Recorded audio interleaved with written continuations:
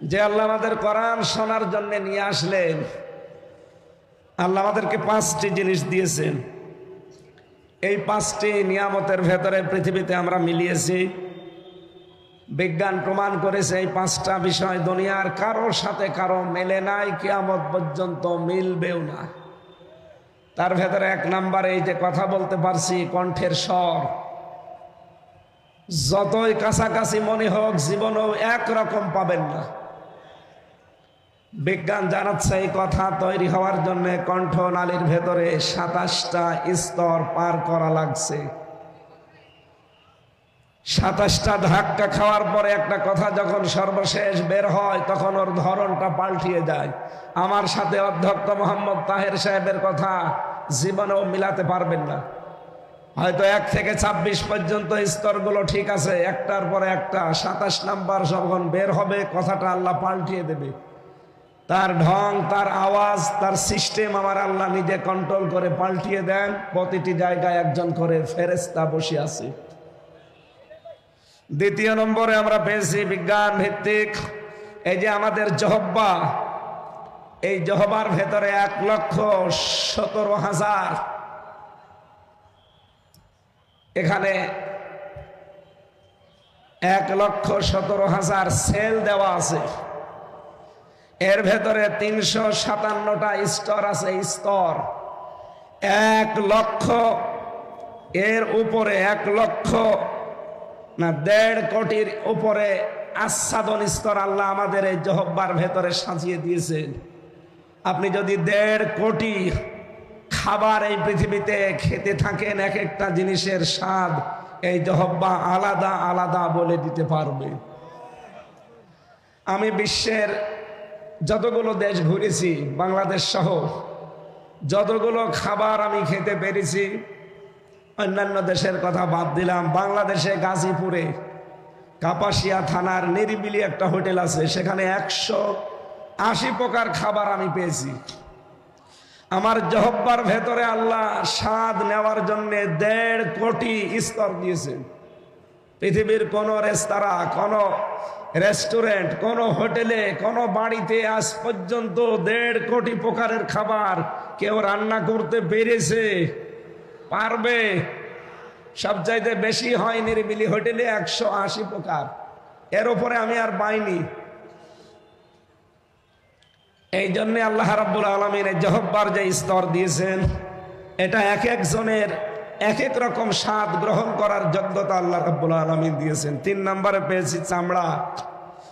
এই আমাদের শরীরের ভেতরে 3.5 হাত, এই বডিতে 9,768 প্রকার চামড়া আল্লাহ সাজিয়ে দিয়েছেন।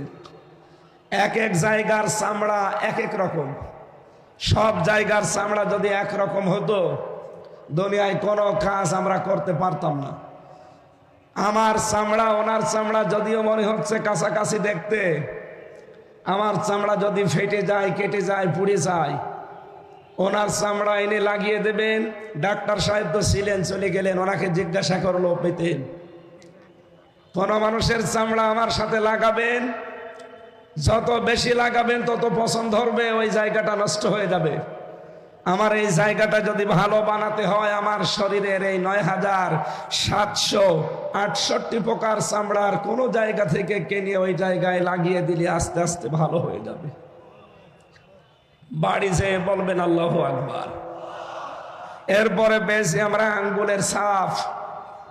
দুনিয়া তৈরি হওয়ার পর থেকে আজকের এই দিন পর্যন্ত, এখান থেকে কিয়ামত পর্যন্ত যত মানুষ আসবে, কারো সাথে আঙ্গুলের এই ছাপ কোনোদিন মেলে নাই, কোনোদিন মিলবে না। অথচ মাত্র 153টা এখানে রেখা দেওয়া আছে, মাত্র 153টা। কারো সাথে কারো মিল নেই। যদি মিলে যেত, কত মানুষের জমি জায়গা যে উলট পালট হয়ে যেত, তার ইয়ত্ত ছিল না। এরপরে আমরা পেয়েছি 5 নম্বরে মানুষের চোখ। এই চোখের ভেতরে 1,70,000 রগ আছে, মনি আছে, কর্নিয়া আছে, লেন্স আছে, লেস আছে, ইকুয়াল আছে, ডিপ ইকুয়াল আছে। এগুলোর এক এক মানুষকে আল্লাহ এক এক রকম ভাবে দিয়েছেন। কিয়ামত পর্যন্ত কারো চোখের এই স্তরগুলো, এই মণিগুলো একজনের সাথে আর একজন কিয়ামতের আগ পর্যন্ত মিলা সম্ভব না। যে আল্লাহ আমাদেরকে এগুলো দিয়েছেন, এই ময়দানে এতদিন পর্যন্ত প্রায় 17 বছর কেউ কথা বলতে পারে নাই, কোরআনের কথা হোক বাইরের কথা হোক। অদৃশ্য শক্তি বিশেষ করে এই জালেমরা আমাদের কণ্ঠকে রোধ করে রেখেছিল।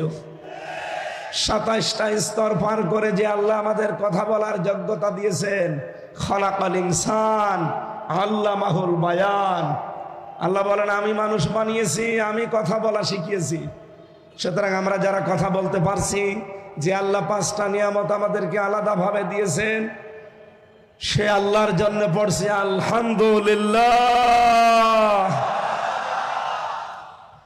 মাথার ভেতরে বিজ্ঞান প্রমাণ করছে, আমি যা বলছি স্তরগুলো আপনি মিলাবেন, এই মাথার ভেতরে পুরাটাই 7টা জিনিস আল্লাহ এর ভেতরে ঢুকিয়ে রেখেছেন। ফ্রন্টাল লব আছে, এখানে প্যারাইটাল লব আছে, টেম্পোরাল লব আছে, অক্সিপিটাল লব আছে, মোটর কর্টেক্স আছে, সেন্সরি কর্টেক্স আছে, বাক শক্তি আছে। এর এক একটার ভেতরে 6টা করে জিনিস ঢোকানো আছে। কেউ ব্যথা অনুভব করে, কেউ সুখ পায়, কেউ শান্তি পায়, কেউ দুঃখ লাগলে টের পায়, কেউ আনন্দ পেলে টের পায়। এরকম 70,000 জিনিস আমাদের এই মাথার ভেতর থেকে ওরা শরীর আল্লাহ কন্ট্রোল করার জন্য দিয়ে রেখেছেন। 70,000 তার বলা হয়, যেগুলোকে সূক্ষ্ম সূক্ষ্ম তার দিয়ে। বিজ্ঞান জানিয়েছেন একটা তার যদি অকেজে হয়ে যায়, আপনি পাগল হয়ে যাবেন, নিজের পায়খানা নিজে খাবেন। সুতরাং যে আল্লাহ এখনো পর্যন্ত আমাদের সবগুলো অর্গান ঠিক রেখে সুস্থ রাখলেন, জবান খুলে তার জন্য বলেন আলহামদুলিল্লাহ।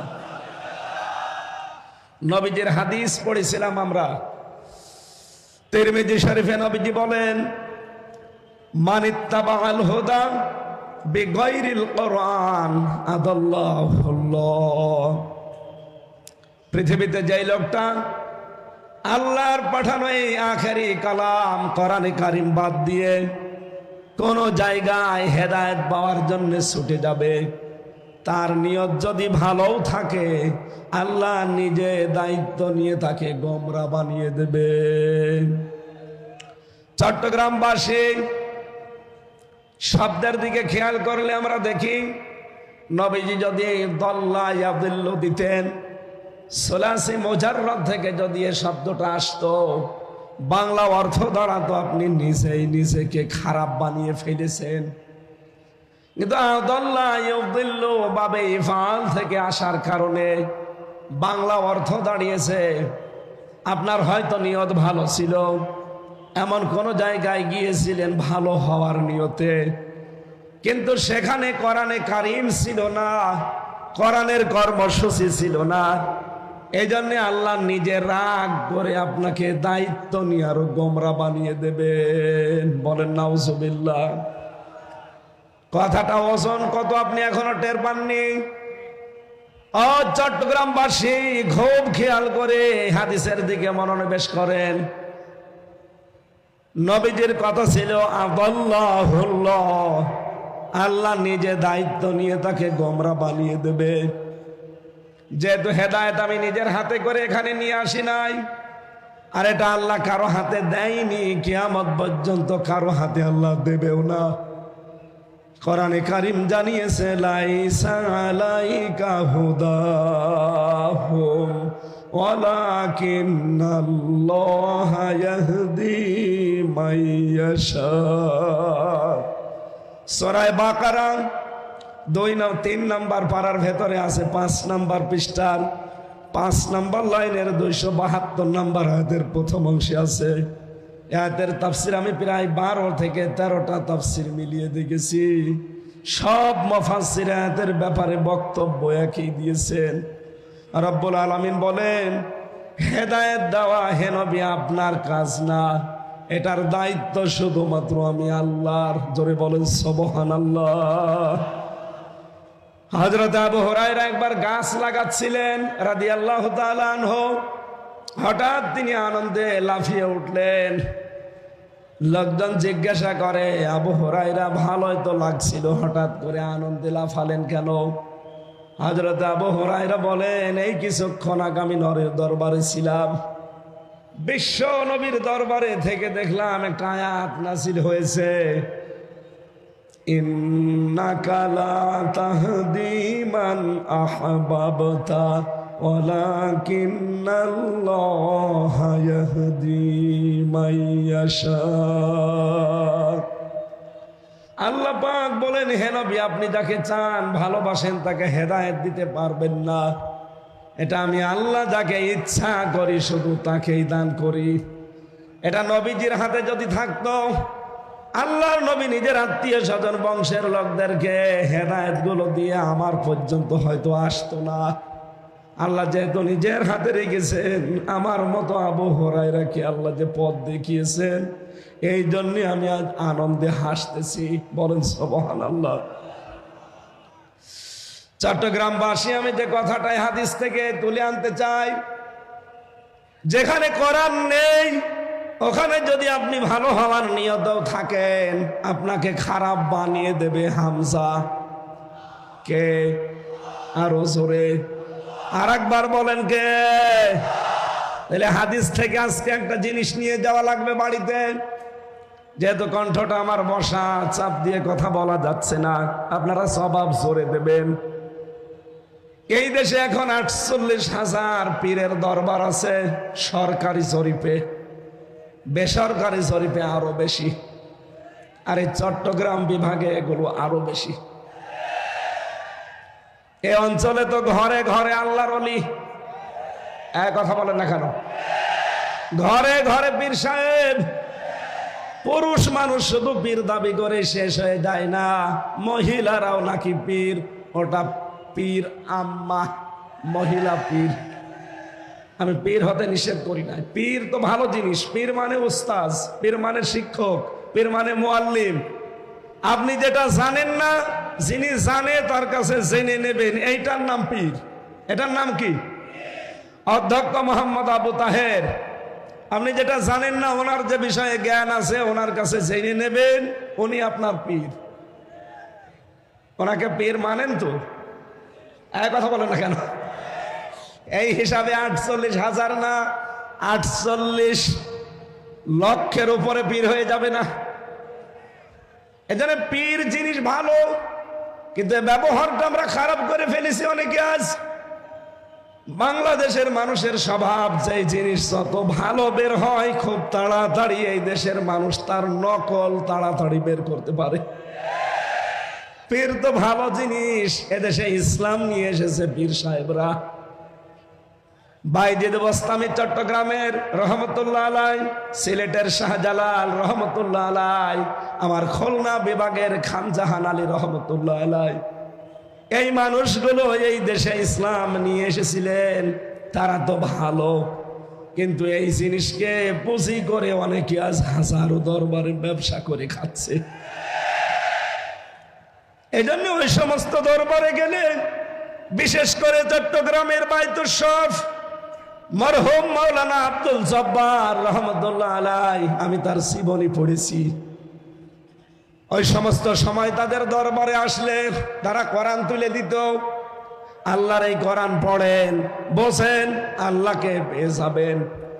কিন্তু আমরা আশ্চর্যের সাথে লক্ষ্য করে দেখছি, এই 48,000 দরবারের পরবর্তীতে যারা এ দরবারগুলো এখন দায়িত্ব পেয়েছে, তাদের বংশধর, তাদের সন্তানাদিরা এখনো অনেকে আর কোরআনের উপরে নেই। হাদিস ছিল কি? কোরআন যেখানে নেই ওখানে যদি আপনি ভালো হওয়ার নিয়তেও চান, আপনাকে খারাপ বানাবে কে? এই জন্য এই সমস্ত দরবারগুলোতে মানুষ কিন্তু ভালো হওয়ার নিয়তে আমরা চাই, কিন্তু অধিকাংশ জায়গায় দেখি ভালো হওয়ার পরিবর্তে মানুষ আরো খারাপ হয়ে যায়। আমি নাম ধরে বলছি আপনাকে সরাসরি জানার জন্য। এই বাংলাদেশে হাজার হাজার দরবারের ভেতরে অন্যতম একটা দরবার রাজার কুতুববাগ। এই কথা বলেন না কেন? দেওয়ানবাগ। ওদিকে ফরিদপুরের 8 রশি, সুরেশ্বরী, চন্দ্রপাড়া, আমার কুষ্টিয়ার লালনের মাজার,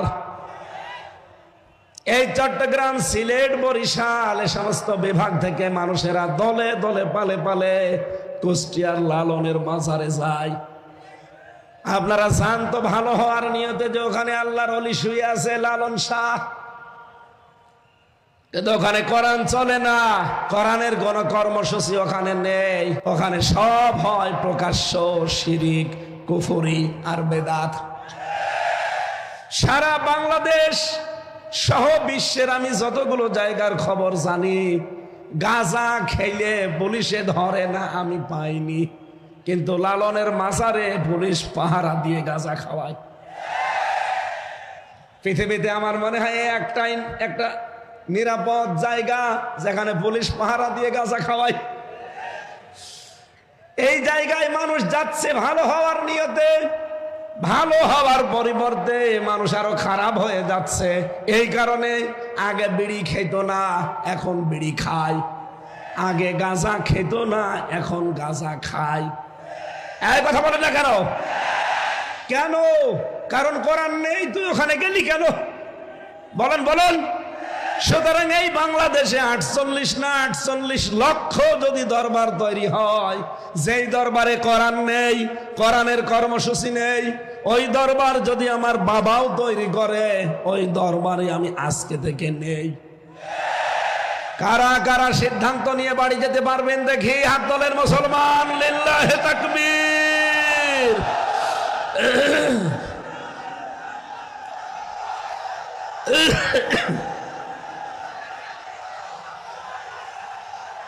আলহামদুলিল্লাহ।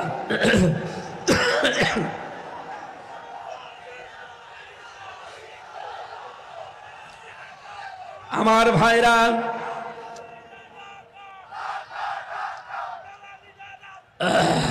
বসে। আমি যে কথাটা বললাম এটা যদি সত্যিই মেনে নিতে পারেন, শুধুমাত্র এই কয়জন আমার সামনে না, এটা রেকর্ড হচ্ছে, তামাম দুনিয়ার বাংলা ভাষাভাষী মানুষ যারা আছে সবাই শুনছে। এমনকি জেলখানার ভেতরে আমি 3টা বছর দেখেছিলাম, বড় বড় তাফসীর মাহফিল গুলো বাংলাদেশে যেখানে অনুষ্ঠিত হতো, এগুলোর ভেতরে টিভির পর্দা দেওয়া আছে। অনেক কারারক্ষীর মাধ্যমে এই মেমোরি কার্ডে ওয়াজ, তাফসীর এগুলো ভরে মানুষকে দেওয়া হতো, ওরা শুনতো। তার মানে কাল এই মাহফিলটা চট্টগ্রামের নামে বাংলার বিভিন্ন জেলখানায় আসামিরা শুনতে পাবে। বহু মানুষ ওর ভেতরেও বিভ্রান্ত হয়। আমি একটা উদাহরণ বলছি। আমার সাথে জেলখানায় ছিল একজন 25 বছর চিত্রনায়ক সোহেল চৌধুরী হত্যা মামলার আসামি মামুন। আমরা 2:30-3টায় উঠতাম জিকির করার জন্যে, তাহাজ্জুদ পড়ার জন্যে। দেখতাম ওই ভাই 3টার দিকে উঠে জোরে জোরে জিকির করতেছে।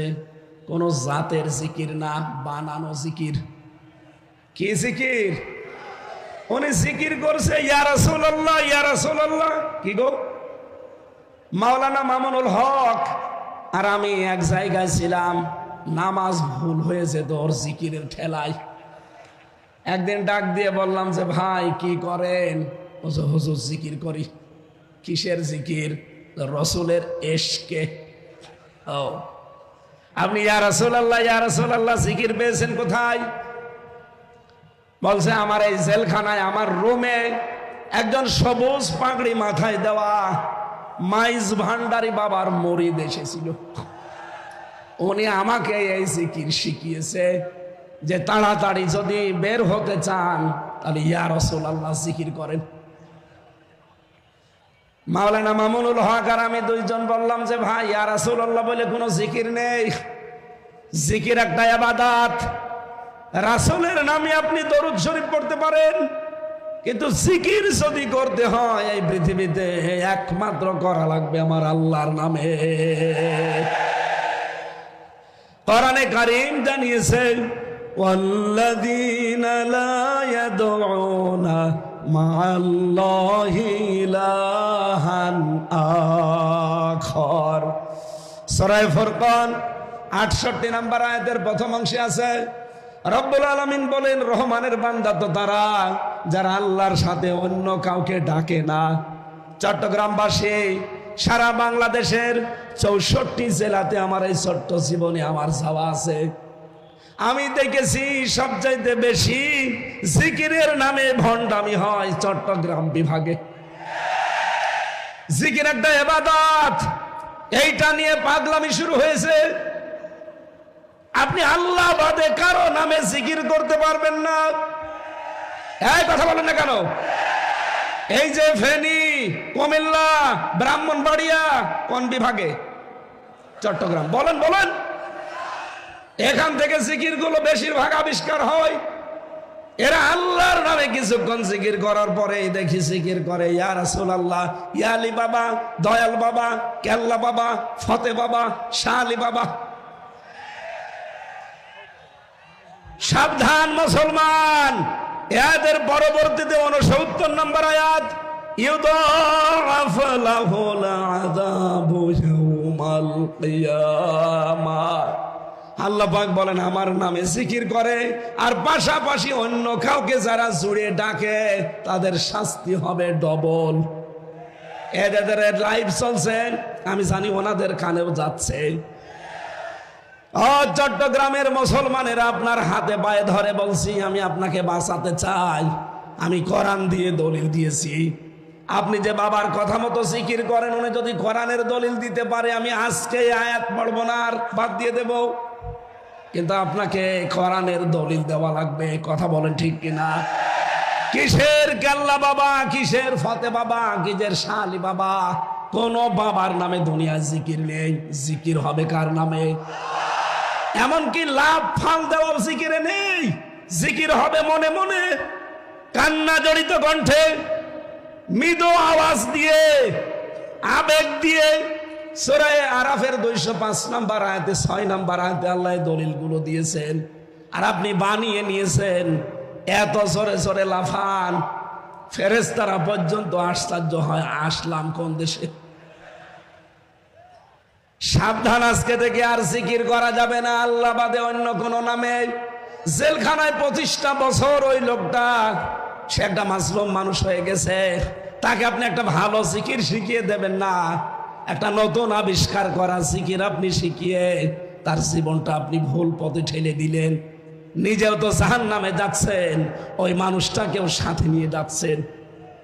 এই কথা বলে না কেন? সুতরাং বাংলাদেশে আলেম নামে কিছু জালেম পয়দা হচ্ছে। আমি নাম নিতে চাই না, তাদের আমার ঘৃণা লাগে। এই মানুষগুলো আজ আলী বাবা, শালি বাবা, কেল্লা বাবা, ফতে বাবার নামে জিকির করে আপনাদেরকে দিয়েও করায়। ওরা জাহান্নামে যাচ্ছে, যাক, ওদের শাস্তি হবে ডবল। আপনি আমি ওদের সাথে যেতে চাই? বলেন। সুতরাং আজকে সিদ্ধান্ত নিয়ে যারা হাত তুলেছেন, কোরআন যেখানে নেই আমি ওখানে আজকে থেকে আর নেই, তাহলে হেদায়েত আপনাকে আমার আল্লাহ দেবে। দ্বিতীয় পয়েন্টে পেয়েছি, বাংলাদেশে এখন 48টা রাজনৈতিক নিবন্ধিত দল, এর বাইরে আরো আছে নিবন্ধনের বাইরে, সব মিলে প্রায় 84টা হবে। যতগুলো দল এই দেশে রাজনীতি করছে, যেই দলের কর্মসূচিতে কোরআন নেই, কোরআনের কর্মসূচি নেই, আল্লাহর কসম আপনি যদি ভালো হওয়ার নিয়তেও সেখানে থাকেন, নিজে আল্লাহ দায়িত্ব নিয়ে আপনাকে আরো খারাপ বানিয়ে দেবে।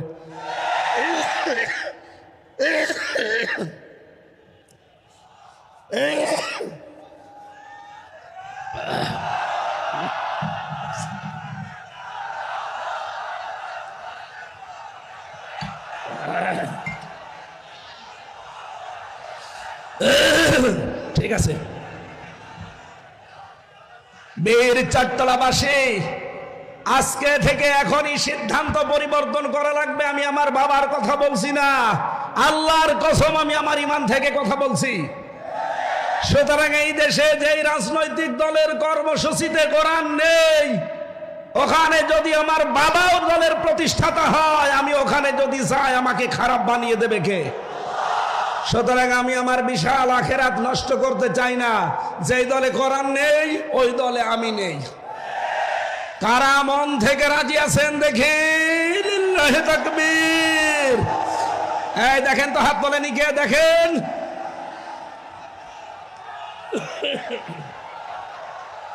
আলহামদুলিল্লাহ, মাহফিল সাকসেস। বসেন, আমি তো বসতে আর বলি না, বসেন। আলহামদুলিল্লাহ, মাহফিল সাকসেস। আর ওয়াজ লাগবে না, এবার মোনাজাত করে দি। আবার কি ওয়াজ করব? যেই দরবারে কোরআন নেই, যেই দলে কোরআন নেই, এগুলো বাদ দিলে বাংলাদেশে একামতে দিন ছাড়া আর কিছু থাকে না। কথা বলেন না কেন? দল মত নির্বিশেষে হাদিসের এই উপরে আমল করার তৌফিক কামনা করছি। আল্লাহ যেন দান করেন, বলেন আমিন।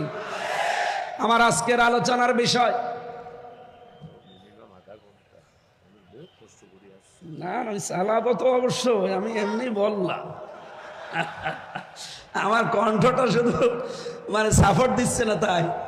আসলে কালকে চুয়াডাঙ্গা জেলা তো গরিব জেলা, ওদের মাইক ওই রকম বাদাম বেচা মাইক, ওরা আমার কণ্ঠটা নষ্ট করে দিয়েছে। ও জেলায় আর যাওয়া যাবে না। শ্বশুর বাড়ি আমার ওই জেলায়, আমার বাবারও শ্বশুর বাড়ি, আমারও শ্বশুর বাড়ি, এই জন্য বেশি বদনাম আর করা যাচ্ছে না। কিন্তু আমার বাবার শালারা, আমার শালারা আমার কণ্ঠটা কালকে ওরা নষ্ট করে দিয়েছে। আমি এত আশা নিয়েছিলাম যে আজকে চট্টগ্রামের এই ঐতিহাসিক প্যারেড ময়দানে একটা নতুন বিষয়ের ওপরে আলোচনা করবো আপনাদের সামনে, কিন্তু কণ্ঠ সাপোর্ট করছি না।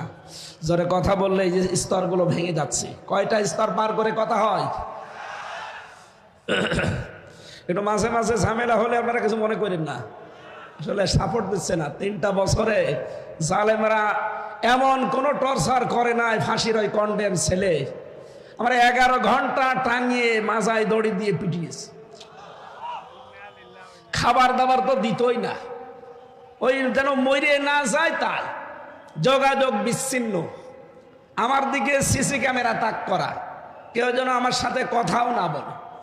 আর দায়িত্বে দিত আমার কারারক্ষী যারা, দেবদুলাল, সুব্রত বালা, কাঞ্চন কুমার, অসিত রায়, তো সব আল্লাহর ওলি।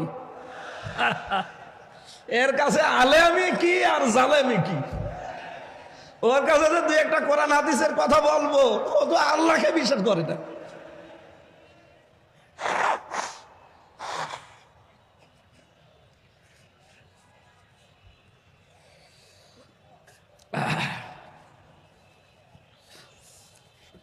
যেখানে ভূতের ভয় সেখানে রাত হয়, এমনি 5-6 দিন আছি জ্বরে, এরপরে আবার এই বড় অনুষ্ঠানটা আমার কপালে পড়ে গেছে।